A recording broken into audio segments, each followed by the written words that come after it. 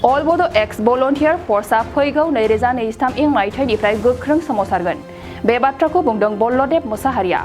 बाक्सानि नारायणपुराव गिबि खेब बाक्सा जिल्ला अल बड' एक्स भलन्टियार फर्सनि सावराय जथुमा जानानै थाङो। गावनि हारिनि मोन्थाइखौ संबिजिराव होखानाय बादियै बिख'नानै लाबोनो गुबुन गुबुन समाव गुबुन गुबुन आफाद एबा गौथुमफोर दानानै सोरखारजों जुजिबोनाय आरो नांबोनायनि मादाव VFs एबा भलन्टियार फर्सआबो मोनसे। जाय हान्जाया बर' हारिनि मोन्थाइ आरो थामोन्थानि थाखाय आखायाव हाथियार लानानै सोरखारजों जुजिबोदोंमोन। बे भलन्टियार फर्सनि नांनाय आरो जुजिनायावनो आसाम सोरखार आरो भारत सोरखारा 1993 मायथाइयाव भलन्टियार फर्स आरो बर'फोरनि आफादफोरजों सावरायलायनायनि गेजेरजों BSC मुङै गिबि गोरोबथाखौ खालामदोंमोन। मख'जाथावदि बर'नि थामथि गोरोबथा BTR गोरोबथानि उनाव उदां बर'लेण्डनि थांखिखौ फिन लानानै बारग' VFsनि मावथिफोरा खौसे जाना अल बड' एक्स भलन्टियार फर्स मुङै आफाद दानानै सोमावसारनो थांखि लानायखौ नुनो मोन्दों। बेबादिनो BTCनि गुबुन गुबुन जिल्लाफोराव बारग' VFsनि दैदेनगिरिफोरखौ सोमावसारफिननो थाखाय सावराय जथुम लाबाय थानायखौ नुनो मोननाय जादों। थांखिया आलादा रायजो बड'लेण्ड सोरजिनाय।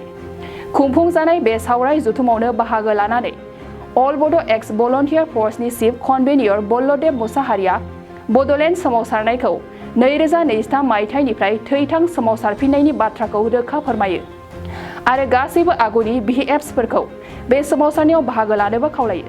साबायखर। आं गिबियावनो बड'लेण्ड जे पर्टेल बिथांखौ आं बरायग्रोबाय।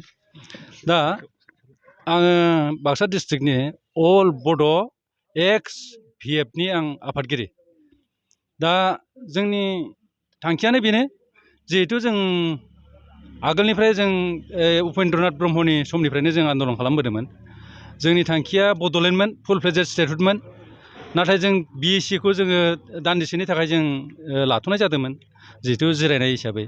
बेथ' मोनबो खामानि मावफुंनो हायाखै आरो हाखायामोनबो, थेवब्लाबो जों बेखौ लानाय जाथ'दोंमोन। बिनि नेक्स्ट टाइमाव BLTनि जि नाजानाय, BLTनि नाजानायनि गेजेरजों जोंहा BTC एकर्ड जादोंमोन। BTC एकर्डआव जोङो हाया नङा, जोङो माखासे माने जोङो माबाखौ लाबोनो हादोंमोन, फसंथानफोरखौ लाबोनो हादों। फसंथान माने मा होनो दफाफोरखौ लाबोनो हादोंमोन, डेभेलपमेन्ट दफाफोरखौ लाबोनो हादोंमोन। दा बेफोरबो थोजाफा नङा। बे BTCनि जे एकर्ड, बेयावबो जोङो मोननैसो माबाखौ मोनबानो जोंना फुल फ्लेजेड जायोमोन।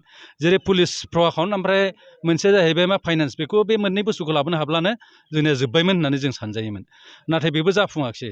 होमब्लाबो जोङो बे टाइमाव जोङो BTC जे एकर्ड, बे टाइमाव जों द्लाम दावगानाय लाबोनो हादों।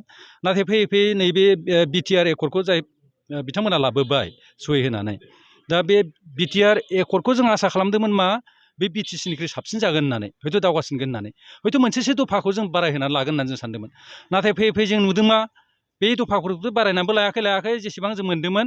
बे माखासे जि जोंनि डेभेलपमेन्ट जे जोंहा माबा मोन्दोंमोन जोङो गभमेन्टनिफ्राय, बेखौबो जोंनिया खोमानानैसो लादों। दा जोंना खमायदों आरो बे खेथ्रआव जों दुखु मोनदों। आरो जोंनि जि इसु, गिबिनि जि इसु गोदो गोदायनि, बे इसुखौ जों मोनफुंनो हायाखै। बेनिखायनो जों बे इसुखौ मोनफुंनो थाखाय बड'लेण्ड नङाबा मोनबो खामानि जानाय नङा होननानै साननानै जों दा बड'लेण्डखौनो नांथारगौ होननानै जोङो गेबे समायखिरा लानानै जों बोराय टाइमावबाबो ओंखारफिनदों।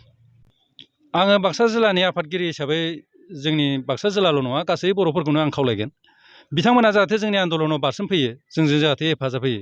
माबोरै होनना बुंबा, जिहेथु जोङो जि जोंनि मोननो गोनां जि जोंहा थामोन्था, जों बर'नि जि थांना थानायनि जि जोंनो माबा नांगौ, राहा लामा नांगौ, बेखौ जों मोनफुङाखै नालाय। बेखौ मोनफुंनो गोनांब्ला जोङो बड'लेण्डखौ नांथारगोन आरो बड'लेण्ड नङाबा जों थांना थानो हाखाथारनाय नङा बर' जाथिया धंस'नि लामायाव। बेनिखायनो आं गासैखौबो खावलायो, जोंनि बे आफादा दा दानानै लाजानाय गोदान आफादा जोंना बे माबा नङा, बे पलिटिकेल हान्जा नङा, पार्टि नङा, आरो जों रावजोंबो जों सोनारा, जों बे उदां हान्जा बियो। बेनिखायनो आं गासै UPPLनि मावथि हान्जायानो जा, बा BPFनि मावथि हान्जायानो जा, बा बोरै सोरबा एबसुनि मावथि हान्जायानो जा, गासैबो जाहाथे जोंनि नैबे आन्दलनाव गासैबो गोसो खुसियै, गोसो गोरबो होनानै, जिउ होनानै जाहाथे हेफाजाब होफैयो, आं बेखौनो बयखौबो गुरैयै खावलायहरो। बे सोंथिनि फिननाया ओरैबायदि जे जों बेखौ गोदानै दाजानाय बे BFआ नङा।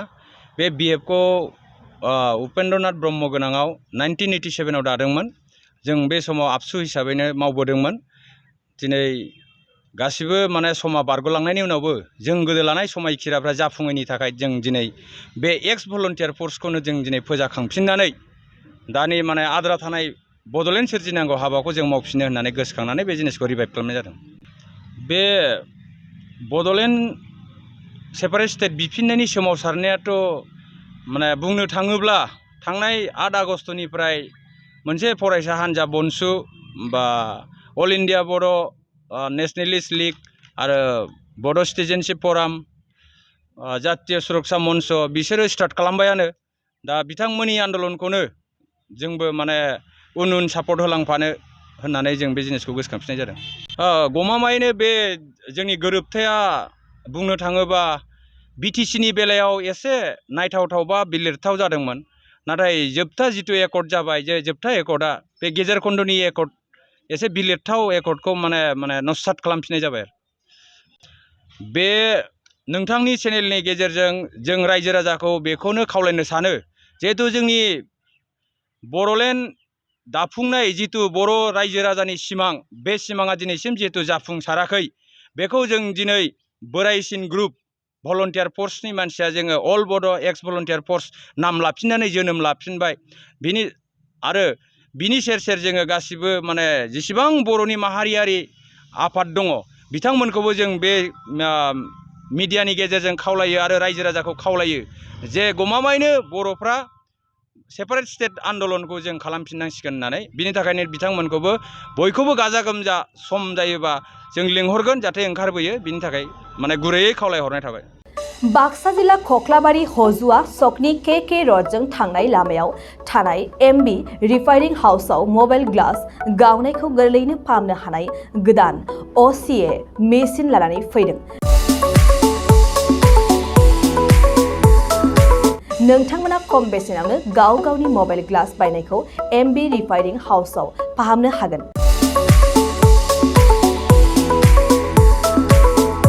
मबाइल ग्लास बायनायखौ फाहामनायजों लोगोसे मबाइलनि बायदि रोखोमनि बाहागो आरो बायदि रोखोमनि मबाइलनि गाज्रि जानायखौ बे MB रिफाइनिं हाउसआव फाहामनो हागोन। बायदि रोखोमनि mobile glass, mobile temper, mobile charge, headphone, pen drive, memory आरो mobile battery, computer, mouse, computer keyboard आरो मबाइलनि बायदि रोखोमनि बाहागोफोरखौ मोननो हागोन। MB रिफाइनिं हाउसआव फोरमायनाय बायदिब्ला दासान्दिनिफ्राय लानानै फैगौ दिवालीसिम डिसकाउन्ट होगासिनो। मख'नो गोनांदि MB रिफाइनिं हाउसआव गुबुन हादोर एबा भुटान हादरनिफ्राय माखासे सुबुंफोराबो बायदि रोखोमनि मबाइलफोरखौ फाहामथाय होफैयो। आबुं मोनथिनो थाखाय 8471972412 नङाब्ला 7002741465 जानबुं अनजिमायाव जगाजग खालामनो हागोन। सम फुंनि 8:30 रिंगानिफ्राय मोनाबिलिनि 8:30 रिंगासिम।